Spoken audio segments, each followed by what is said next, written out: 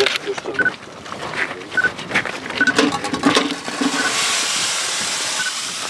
kapanıyor. Mantık kapanıyor.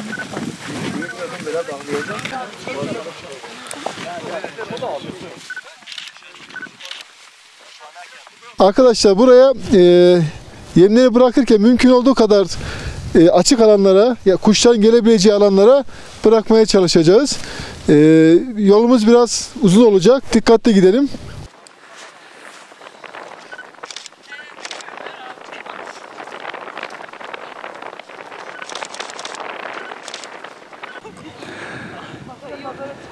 Montaj yok başkanım, her şey olduğu gibi altta göstermek lazım. Habib abi, Habib abiciğim, canım abiciğim.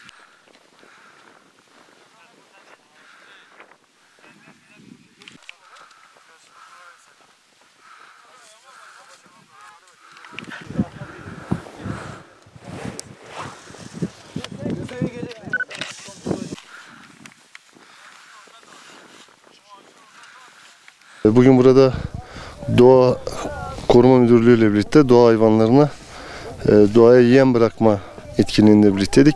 Genç Kızılay ekibimiz, Kızılay Ağır Şubesi ve gönüllülerimizle birlikte. Arkamda görmüş olduğunuz kayalık bölgeyi doğa hayvanları için yem bıraktık. Faaliyet biraz önce sonlandı. Gayet de güzel bir etkinlik oldu.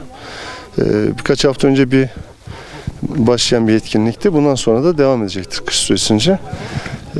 Sokak hayvanları, doğa hayvanları ile ilgili hassasiyetimizi burada da gösteriyoruz. Doğa Koruma İl Müdürlüğü ile birlikte bütün kış boyunca 15 tona yakın bir yem bıraktık doğaya. Yine söylediğim gibi bu bütün kış boyunca, kış bitinceye kadar da devam edecek.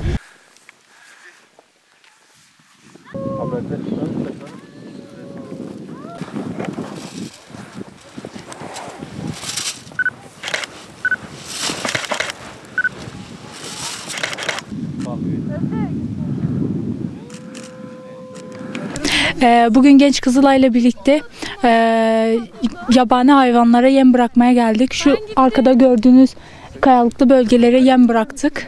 Güzel bir etkinlikti. Emeği geçen bütün arkadaşlarımıza, müdürümüze çok teşekkür ediyorum.